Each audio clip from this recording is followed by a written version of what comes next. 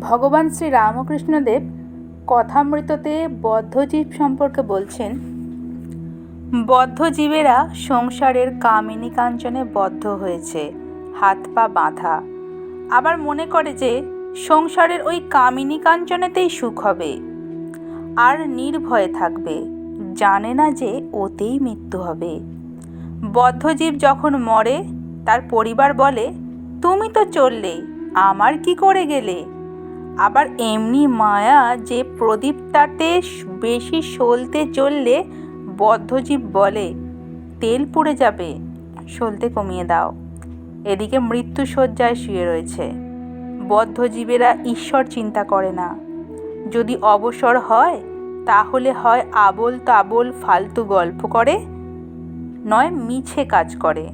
জিজ্ঞাসা করলে বলে, আমি চুপ করে থাকতে পারি না, তাই বেড়া বাঁধছি। হয়তো সময় কাটে না দেখে তাস খেলতে আরম্ভ করে। সকলে স্তব্ধ। একজন ভক্ত বলছেন, মহাশয়, এরূপ সংসারী জীবের কি কোনো উপায় নাই? ভগবান শ্রীরামকৃষ্ণ উত্তর দিচ্ছেন, অবশ্যই উপায় আছে। মাঝে মাঝে সাধু সঙ্গ আর মাঝে মাঝে নির্জনে থেকে ঈশ্বর চিন্তা করতে হয় আর বিচার করতে হয়। তার কাছে প্রার্থনা করতে হয়, আমাকে ভক্তি দাও, বিশ্বাস দাও। বিশ্বাস হয়ে গেলেই হলো। বিশ্বাসের চেয়ে আর জিনিস নাই। কেদারের প্রতি বলছেন, বিশ্বাসের কত জোর তা তো শুনেছ। পুরাণে আছে, রামচন্দ্র যিনি সাক্ষাৎ পূর্ণ ব্রহ্ম নারায়ণ, তার লঙ্কায় যেতে সেতু বাঁধতে হলো, কিন্তু হনুমান রাম নামে বিশ্বাস করে লাফ দিয়ে সমুদ্রের পাড়ে গিয়ে পড়ল, আর তার সেতুর দরকার হয় নাই। সকলের হাস্য। বিভীষণ একটি পাতায় রাম নাম লিখে ওই পাতাটি একটি লোকের কাপড়ে খোঁটে বেঁধে দিয়েছিল। সে লোকটি সমুদ্রের পাড়ে যাবে। বিভীষণ তাকে বললে, তোমার ভয় নাই, তুমি বিশ্বাস করে জলের ওপর দিয়ে চলে যাও, কিন্তু দেখো যাই অবিশ্বাস করবে অমনি জলে ডুবে যাবে। লোকটি বেশ সমুদ্রের ওপর দিয়ে চলে যাচ্ছিল।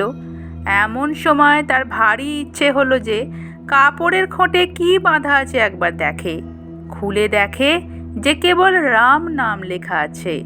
তখন সে ভাবলে, এ কি, শুধু রাম নাম একটি লেখা রয়েছে। যাই অবিশ্বাস অমনি ডুবে গেল।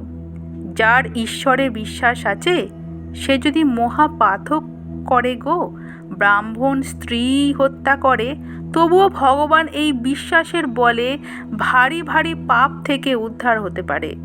সে যদি বলে, আর আমি এমন কাজ করব না, আর কিছুতেই ভয় নাই। এই বলিয়া ঠাকুর গান ধরিলেন, আমি দুর্গা দুর্গা বলে মা যদি মরি, আখেরে এ দিনে না তারও কেমনে জানা যাবে গো শঙ্করী। নাসি গো ব্রাহ্মণ হত্যা করি ভ্রূণ, সুরাপান আদি বিনাশী নারী। এসব পাতক না ভাবি তিলেক, ব্রহ্মপদ নিতে পারি। নমস্কার। জয় রামকৃষ্ণ। সকলে ভালো থাকবেন।